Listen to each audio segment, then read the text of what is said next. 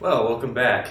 It's time to start a video about something that a lot of people hate, about fractions. Now, people hate fractions because they're hard, and they make everything more challenging. Common denominators, all this sort of stuff that really get in the way of solving math easily.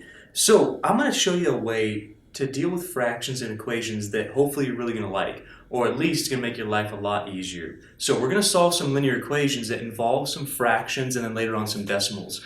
Now, let me preface this video by saying, yes, there are other ways to solve these equations than what I'm going to show you. One way, you could go straight forward and follow the exact same steps that I gave you in the last video, like, hey, simplify, distribute, combine some like terms. Get rid of the smaller variable by addition subtraction, get rid of the constant by addition subtraction, and lastly divide. But in doing so, you have to deal with fractions the entire time, and that gets really cumbersome. So in this video, we're going to find a really nice way to use equations kind of to our advantage. So we are going to be solving some linear equations, and we're going to verify they are linear equations, and we're going to simplify them by destroying some fractions, and later on some decimals. So here's the whole idea. Let's look at our example and kind of walk through this one time. Firstly, is it an equation? Well, yeah, clearly. We learned that from the last video here. We have an equal sign. We've got one variable. It's raised to the first power. It is a linear equation, and we can solve it. The only thing that looks kind of nasty is that we get fractions floating around on it. So this would come under the category of step number 1 in solving linear equations, simplify. So when we simplify linear equations, yeah, we're looking for distribution, and we don't have any. We don't have any parentheses. We're looking for like terms. So look at the problem and see if you see any like terms. I don't, because right here I'm looking on this side. Remember, like terms is a side-by-side approach. These are not like terms. There's only one term here, so on this side there's no like terms. On the right side there's no like terms, hence we have no like terms. So we can't distribute. We can't combine like terms, but we do have fractions. This is part of simplification. So I want to tell you before we start anything how to destroy some fractions in equations. And it's kind of a neat little thing that we're doing. You see, you can do anything you want with equations. We talked about that in a couple videos ago. That you can literally do almost anything you want as long as you do it to both sides. So we're going to be very strategic here, and we're going to be multiplying both sides by the same number. And in doing so, we're going to trick the fractions. We're going to let them simplify out of this equation. So here's our first order of business. For all the fractions, write every single term as a fraction. Whether it's a fraction or not, write it as a fraction. You'll see why in just a little bit. So we're going to write everything as a fraction first. After that, find the LCD. This is called the least common denominator or lowest common denominator. If you don't know how to do that, that's a pre-algebra concept. We're going to talk about briefly and how to do that here. But if you're struggling with it, maybe go refresh your memory on some of those videos, and that's okay to do that. So find the LCD of all the fractions. Third most important step, multiply every term, whether it's a fraction or not. Now, they all should be fractions because step number 1 makes sure every term is a fraction. But if you forgot to do that, multiply every term by the LCD. And what that's going to do, that's going to give you something that allows you to simplify the fractions. That's going to be super cool because after this step, you will have no fractions. You go right back to ordinary linear equations and you'll be able to solve them very nicely. So let's take a look at this example and walk our way through this. Of course, it's a linear equation. It's got lots of fractions. So we're going to practice writing every one of these terms as a fraction, even if it's not. Now, what I mean writing a term as a fraction, look at the first term, that negative 3/8 x. I really don't like that because it's really awkward with the x next to 3/8. So we're going to move the negative to the numerator and also the x, the variable, to the numerator. You've seen this in a couple videos already. So we're going to take a look at that. So instead of negative 3/8 x, let's float the negative up there. That's totally legal to do. Let's float the x to the numerator. I showed you how to do that a couple lessons ago. And what that allows us to do is look at this not as a fraction next to a variable, but as that term as being one fraction. Now, the step number 2, we're going to find the LCD. Man, if I could write straighter, that'd be great. We're going to find the LCD of all these fractions.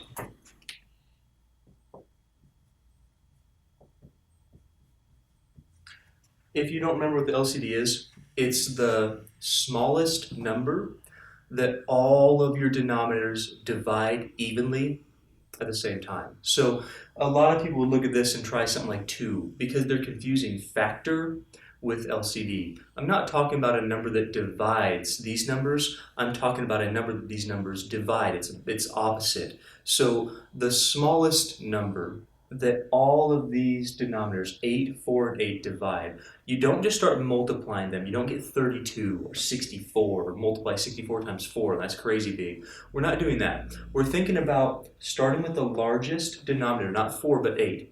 8 would be the smallest number, no matter what 4 is, no matter what that is, 8 would be where you start. Because there's no number smaller than 8 that 8 divides evenly. So we're looking for numbers like 8, 16, 24, these multiples of 8. So you start with the largest denominator and see if all the rest of the denominators divide it. So we kind of get off on an easy one here. So we start with 8. Hey, does 8 divide 8? Well, of course. Does 4 divide 8? Yes. Does 8 also? Well, yes, naturally 8 is going to divide itself. So 8 is our LCD, our lowest common denominator. Now, step number 2. This is the cool, well, step number 2 is what we just did. Step number 3, this is the cool part. Once you've found your LCD and you multiply every term by the LCD, here's what you're really doing. And I would never make you show this work, but this is what you're actually doing. Check this out.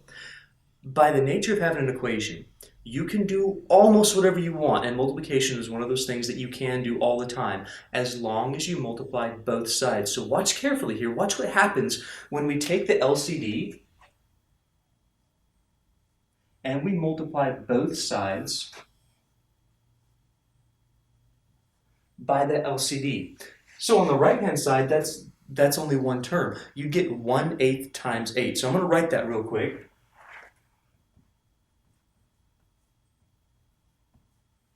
But on the left-hand side, look what that 8 has to do.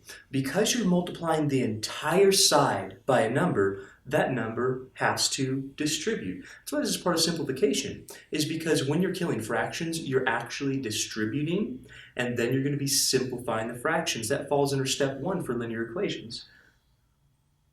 When you distribute that to both of those terms, it's got to multiply every single term inside. So we would get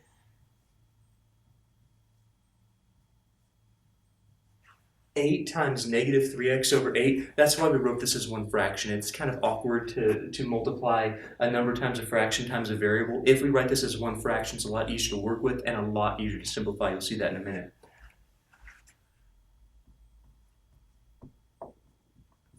Plus 8 times 1/4. Now, when we write this as 8 times negative 3x over 8 plus 8 times 1/4 equals 1/8 times 8, there should be a whole lot of simplification to do. Now you're going to notice something. I have nothing in the steps about distribution. That's okay. Because when you multiply every term by the LCD, it automatically distributes. Check that out. So if you're going to multiply both sides by 8, there's no distribution here. But here, if you distribute, distribution literally multiplies every single term by the same number. And that's what we're doing. So we take our LCD, multiply every single term, every single term, every single term by the same number, by the LCD that you found, by 8. That's the idea here. Now, what's got to happen is that we don't really want to multiply, we really want to simplify. Before we get to that, I want to have you pause and just think through this one more time. Do you really understand that we can write every single one of these terms as a fraction, even if it's not written as a fraction? With whole numbers, you just write it over 1. That's fine. Do you really get how to find an LCD? LCD should be the smallest number, lowest, common number that's shared by all the denominators that those denominators divide. So the smallest number that's divisible by all the denominators. That would be 8 in this case. 8 divides 8, 4 divides 8, the all other 8 divides 8. Take that number and multiply every single term, they should all be fractions, by that number. Do you understand why we're able to do that? Why we're able to do that is because in equations, you can multiply both sides of the equation by the same number and maintain equality. Just like the teeter-totter idea. What you do to one side, you do to the other, and you're good to go. So we're choosing to multiply by the LCD. It's the smallest number that will work for simplification. That's the idea. You see, once we've done that, once we've multiplied every single term by the common denominator, because we picked the denominator, that common denominator, as the one number that all your denominators divide, these fractions have to simplify. In fact, it looks really similar to solving equations with fractions that we did in one of our very first lessons. Right here, when we multiply 8 by a number over 8, those 8's have to disappear. They create 1. Remember, division and multiplication, we want 1's, because that gives us back our numerator, our negative 3x. It's kind of cool.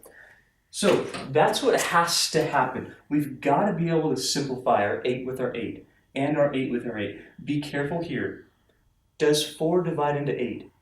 Well, yeah, but not just one time. Here we divided 8 by 8, we got 1. Divide 4 by 4 and 8 by 4, and we still have 2. So be careful when your denominator and your numerator, what you're multiplying by, don't exactly match up. You're going to have to simplify fractions like normal. Find a common factor. Well, it's going to be the denominator itself. That's how the LCD works.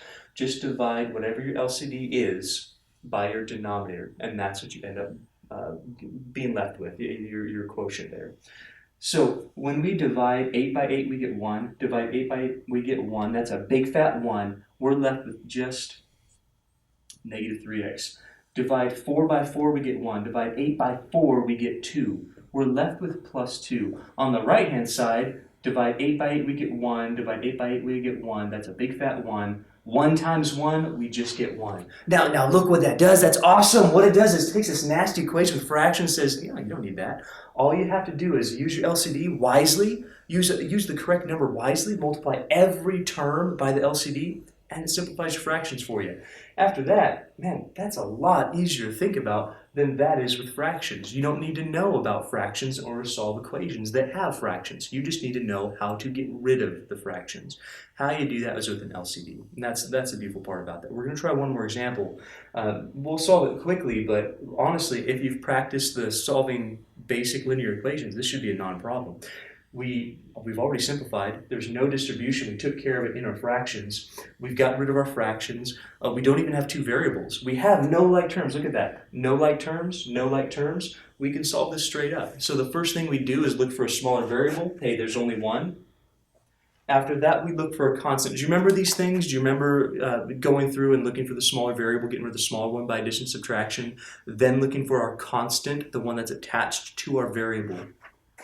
This side, getting rid of our constant by addition, subtraction, that means we're subtracting 2.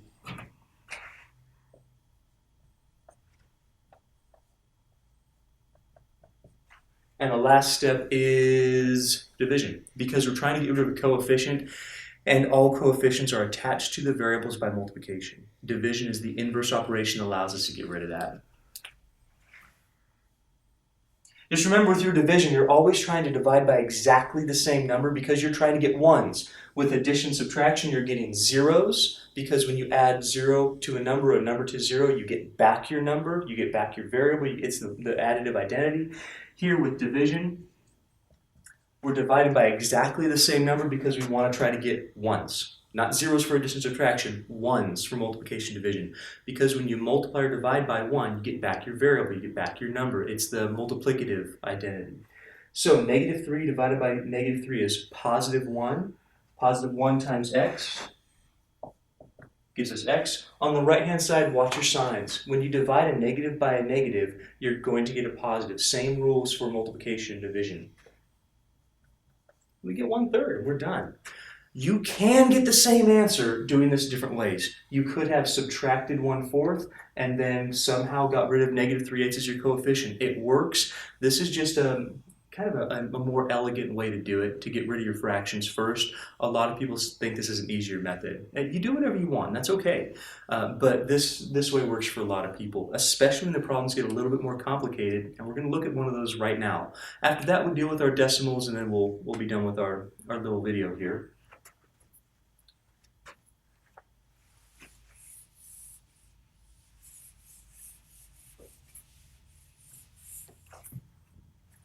Well, let's check this one out. Let's do one that has 4 terms in it.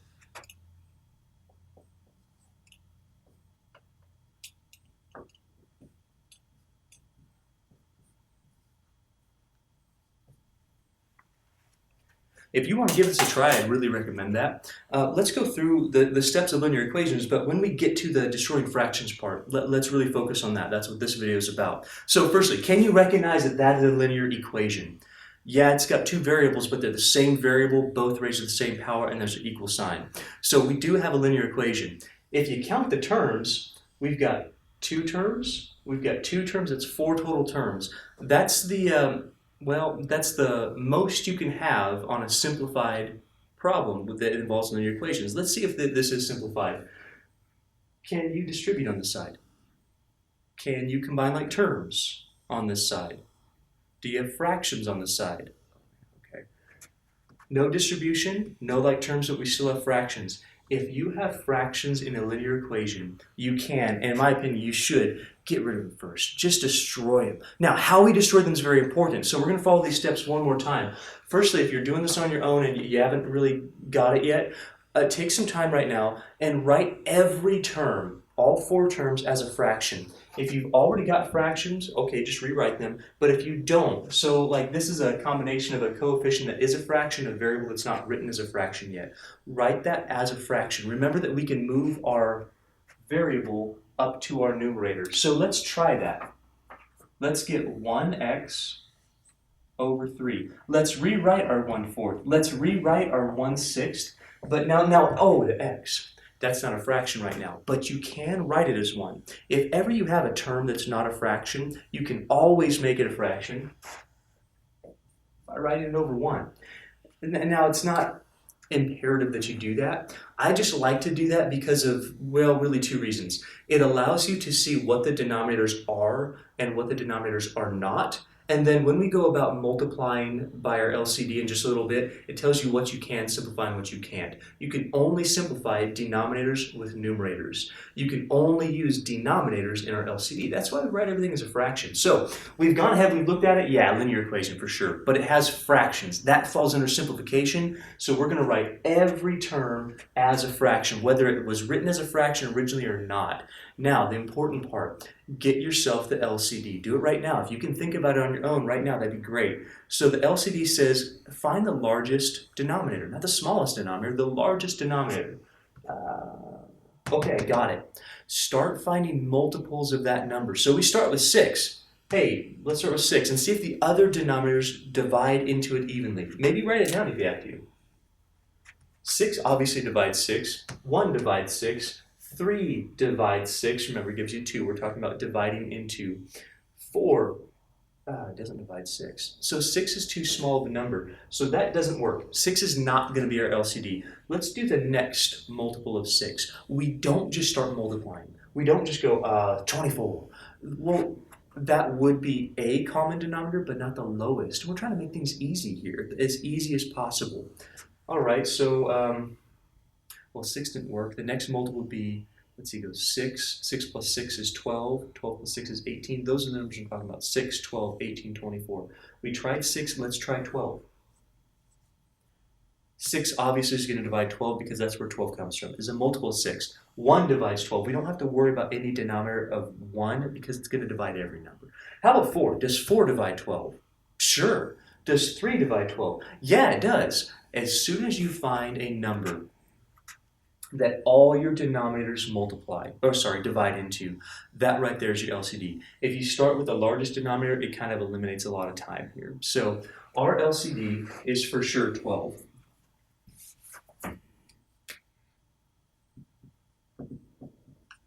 Now, I'm going to show this to you one more time, but I'm going to do it really quickly. What we're doing in the next step, what we're doing by multiplying every single term by the LCD is we're really doing this.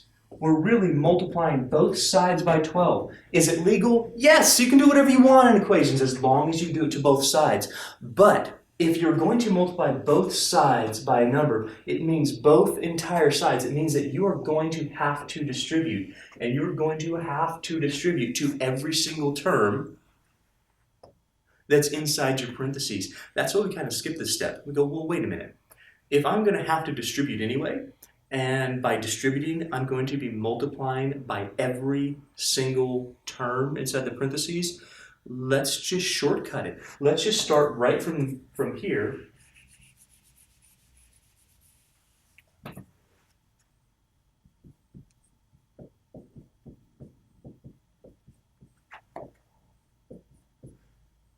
And if I'm going to multiply both sides, which means distribute to every single term, let's just multiply every single term by 12 right off the bat.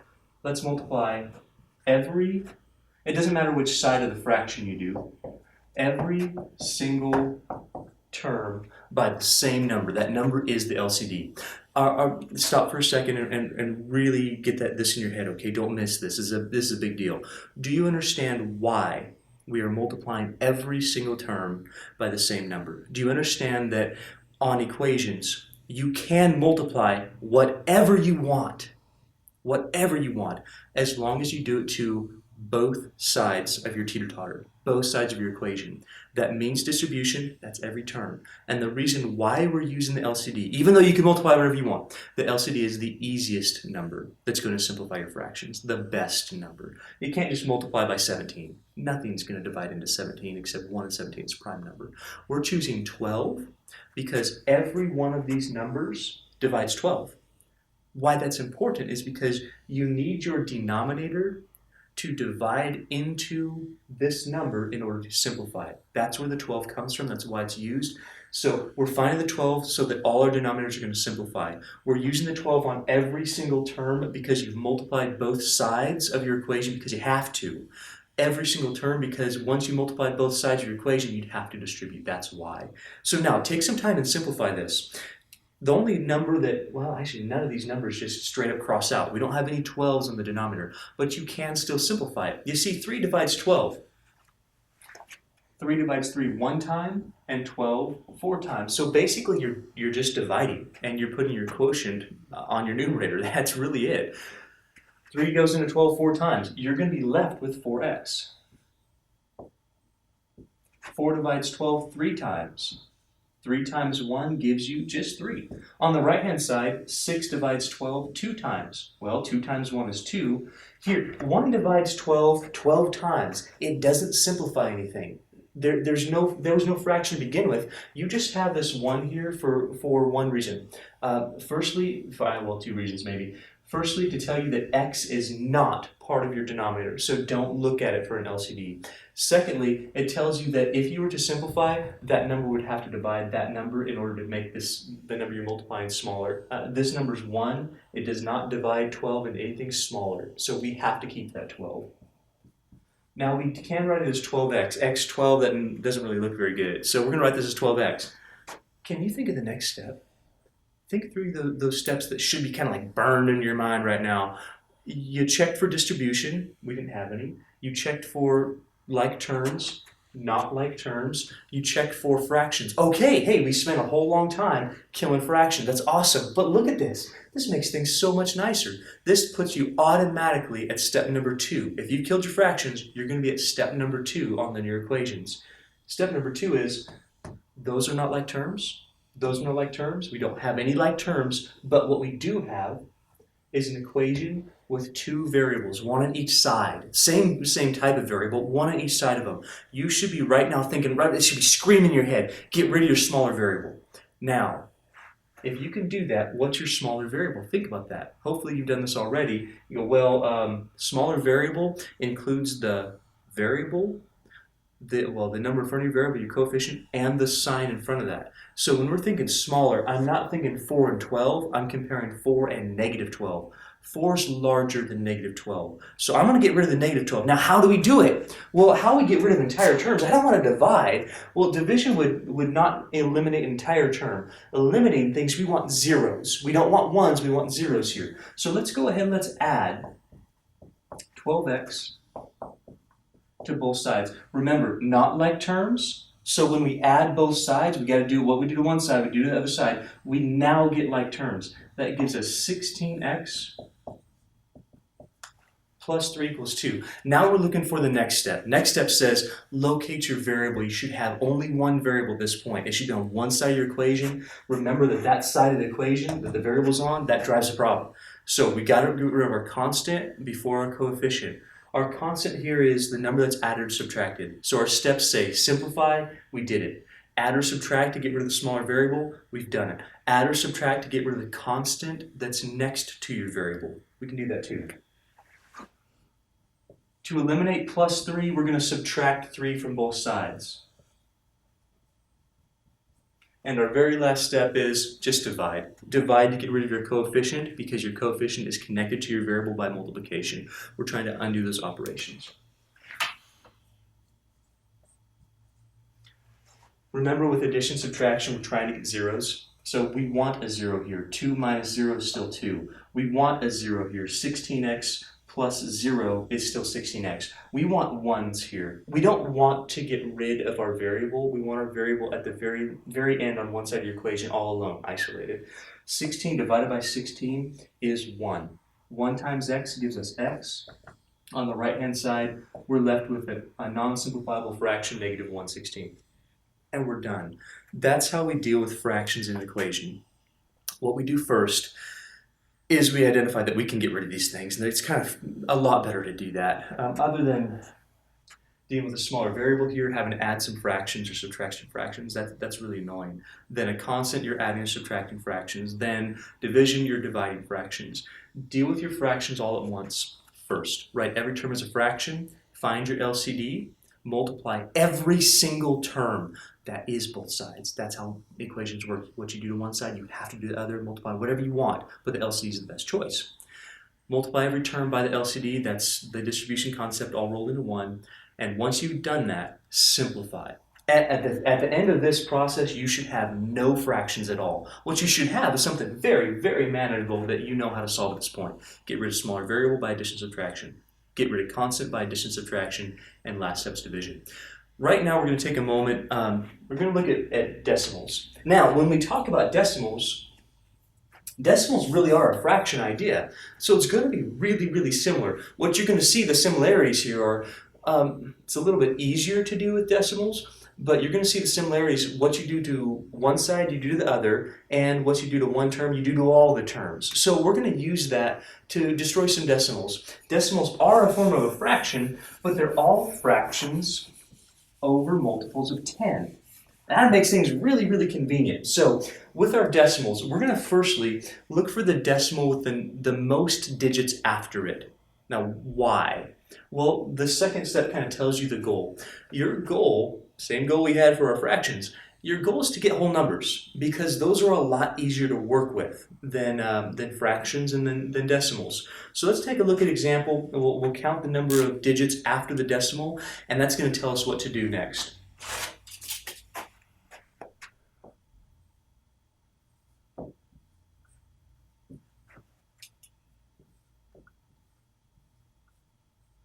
As I'm writing this down, I want you to verify that this is a linear equation. Can you see that it is an equation? Can you see that we do have one variable? And can you see that that one variable is raised to the first power? That's the first step here, because if we don't have linear equations, these rules sometimes help us, but it's not as hard and fast as what I've given you.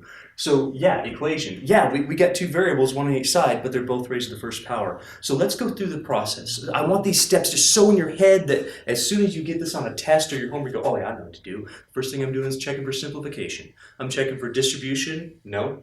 I'm checking for combined like terms. Let's check. Like terms, one's got a variable, one doesn't. No. Like terms, one's got a variable, one doesn't. No. There are no like terms in this problem. Doesn't exist. Like terms are a side-by-side approach. After that, we check for fractions and decimals. And yes, you can do it other ways, but getting rid of them first is a great way to do it. So we're going to check this out and go, hey, can I get rid of the decimals? Yes. Decimals are fractions. In fact, you could write every decimal as a fraction if it's a terminating decimal. We could write these fractions as over 100 or over 1,000 or over 10 by moving decimal places. Now, you've seen that before. So what we're going to talk about is moving the decimal places so as to make all the numbers whole numbers. Here's how to do it the easiest, I suppose. Look at the term that has the decimal with the most number of digits after the decimal. So here what I'm talking about is this only has one digit after the decimal, this has two, and this has two. This only has one. What we're going to do is we're going to move the decimals on all of the terms, every single one of them, the same number of spaces. The same number of spaces so that we get whole numbers on all of our terms. So not just one space, not like 5 spaces. Stop when you get whole numbers on all your terms. That's why we look for the decimal with the most number of digits, because you move the decimal that many place values and it's going to automatically make sure that everything else has a whole number as well. Now what we're doing, this is important, okay? What we're really doing, we're not just doing magic. We're not Harry Potter with a little math wand and go, let's move decimals. You're really multiplying by multiples of 10. You're multiplying by 10 or 100 or 1,000. And what that does, when you multiply decimals times 10, because we're in a base 10 number system, it moves your decimal one step over. So multiply by 10, that's one step. Multiply by 100, that's 2 steps. 1,000, 3 steps. So what we're actually doing is fraction work. By multiplying by 100, you'd move your decimal place 2 spots. But we know this about equations. What you do to one side, you have to do to the other side. What we do to one term, by distribution, we're doing to all the terms. Did you get that? Did you get that? When we're moving decimal places, we're multiplying by 10 or 100 or 1,000. What you do to one side, that's a distribution concept, that's each term. You have to do to the other side. That's a distribution concept, that's each term. It's exactly like fractions because they are fractions. So let's start here. These both have 2 decimal places. So we're going to choose to move the decimal place 2 spots on those terms. But because of distribution, because of you gotta do something each side, we're practically multiplying by 100. So we need to also multiply, not around the x, okay? Create yourself a 0 here. Multiply every single other term by the same number, 100 in this case. Basically what I'm saying is, hey, if you got to move the decimal place 2 spots on a number, you got to move it 2 spots on every number, whether it's a decimal or not. We're going to see something on the next example about that. So what that means, instead of negative 9.5, we have negative 950x. Minus, instead of minus 0.05, we have just minus 5. You don't need the 0 in front of it, you've moved the decimal. On the right hand side, instead of 10.5, we have 1050x plus 105. You can double check your work if you really want to. Give everything a decimal, move it backwards 2 spots, and see if you still got the same numbers that you started with. And you do. So this is the way that we eliminate. I'm not going to finish the problem for you. At this point, you guys should really know what to do. When we get down to moving decimals, you're really just trying to get a whole number. Once you get that whole number, move the spot, move every decimal and every number, every term, the same exact number of place values. After that, look, they're not like terms. They're not like terms. You have a definite smaller variable. Add 950x to both sides. After that, get rid of your constant and then divide. You guys are at this point. You should have this down at this point from here on out. I believe that you can. Let's do one more. I need to show you what happens when you don't have a decimal in your problem, and then we'll be done with our lesson here.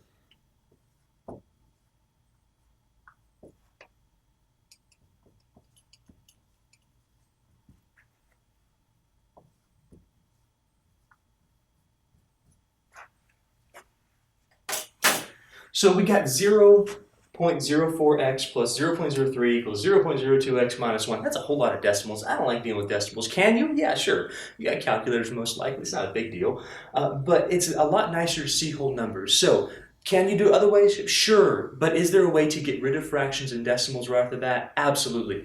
Let's check that it's a linear equation. Hey, I'm seeing my one variable raised to 1 power. I know it's linear. There's an equation. What I'm going to do next is check for combining like terms, distribution, all or simplification, and if we have decimals, killing those as well. If you want to do this on your own, try this right now. Try counting how many decimal places are, how many digits are after decimal place in the longest decimal, if you will. Well, we got 2, we've got 2, we've got 2, we've got none.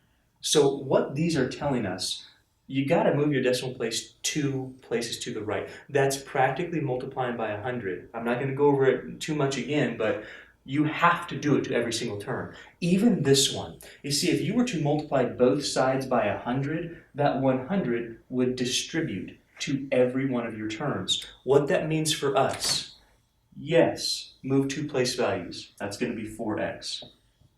Yes, move 2 place values. That's going to be 3. Move every single decimal the same number of place values on every single term. Here, 2 place values, that's going to be 2x. That's great so far. This right here is a major error. If you are going to move a decimal in an equation, you've got to move it on all the terms, on all the numbers, whether there's a decimal or not. What the heck, I don't have a decimal. Yeah, you really do. With any whole number, just like you can make any whole number a fraction, you can make any whole number a decimal. Just put a decimal there. In fact, you can do this, right? Put as many decimals after. I'm giving you $1, or I'm giving you $1.00000. Is there a difference there? No, one maybe looks cooler, I guess, but unless you've got commas, you're still dealing with 1. Unless you're in Europe, and then, well, those commas mean decimals. So if I have a decimal here, just like I move the decimal 2 spots to the right here, multiply by 100, 2 spots to the right here, multiply by 100, 2 spots to the right here, multiply by 100, I have to also multiply 2 spots to the right here. I don't need all those zeros. My decimal ends right here, so we get 100. You multiply 1 times 100, logically that should make sense. You're multiplying all of these times 100, even your whole numbers. Multiply an equation on both sides. You gotta do the same thing to both sides. The distribution says every term, so that means move your place value the same on every term, whether you have decimals or not. After that, you're looking for like terms, you have none. Looking for the smaller variable, get rid of it by subtraction. Looking for your constant, get rid of it by subtraction. And lastly, divide. Take care of that on your own, and I think you guys will be all set. That's pretty much it. So destroying fractions and decimals is not the hardest thing in the world, but it is important. It makes your life easier.